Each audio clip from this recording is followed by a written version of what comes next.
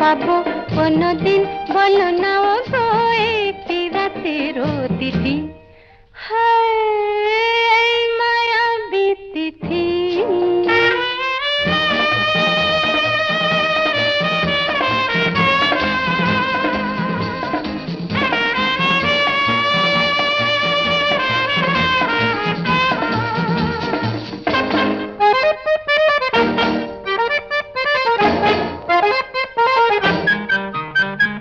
দূরে দূরে থাকো কেন বলো না